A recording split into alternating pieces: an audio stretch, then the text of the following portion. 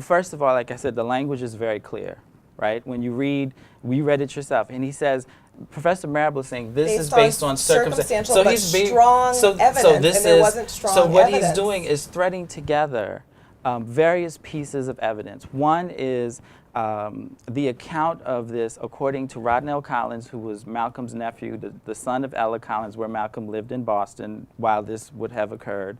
And he also draws on letters that Malcolm wrote. It happened. I'm sorry? It didn't say, I saw this happen, my uncle told me this happened.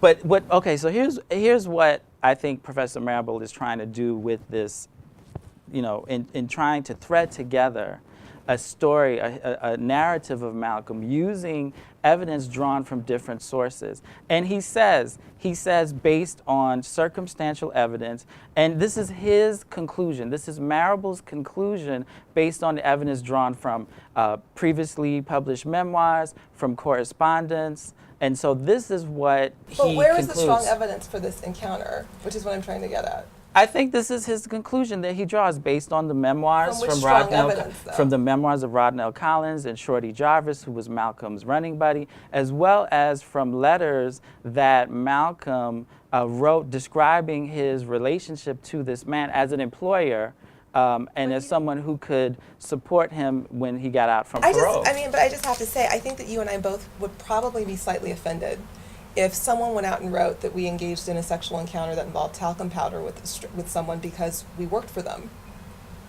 I'm asking you, if someone printed that about you, if someone printed that about me, I'd call a lawyer.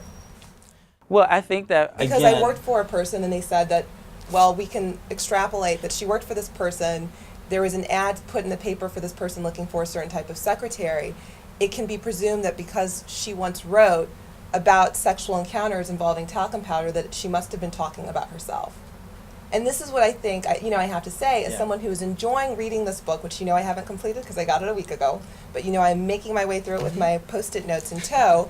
It's frustrating because you're saying that the media sensationalized this book. I think this is a very well done book, and it's unfortunate that this distracts from the other context of the book because it's not substantiated.